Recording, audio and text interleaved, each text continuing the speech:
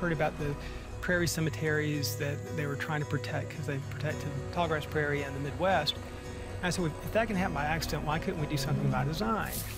Burial without embalming and in a biodegradable container with no vault is thousands of years old. Position this in a way. America has a very proud and noble tradition of taking care of its own dead. People used to do that, especially in rural communities where we are. It was almost by necessity. When somebody died, they laid the body out in the front parlor. The women washed the body, the men dug the grave and made the casket, and they took care of it themselves. But as we have changed, as more people work now, part of the ritual that has developed has in a lot of ways created a disconnect with death.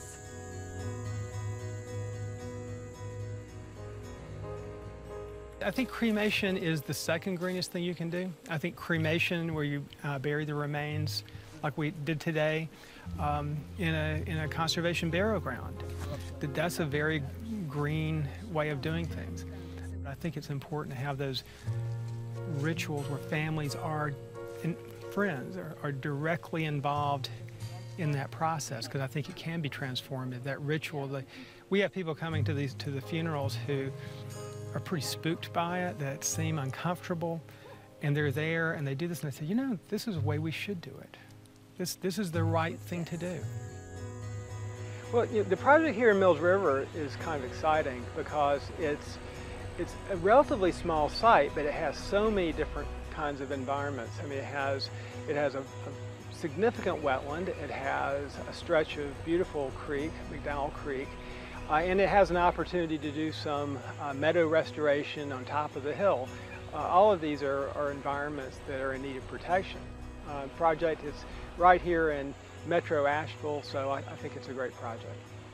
This is so exciting to have happen in our area at this time. It's an all-faith project. We will be providing burial for human remains and their pets and cremains.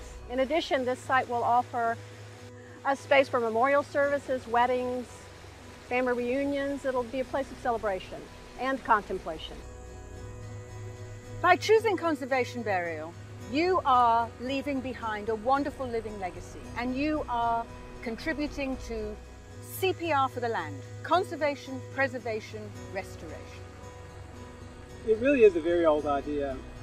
Ashes to ashes, dust to dust, and in this case, back to life again. It's up to you to make Carolina Memorial Sanctuary a reality.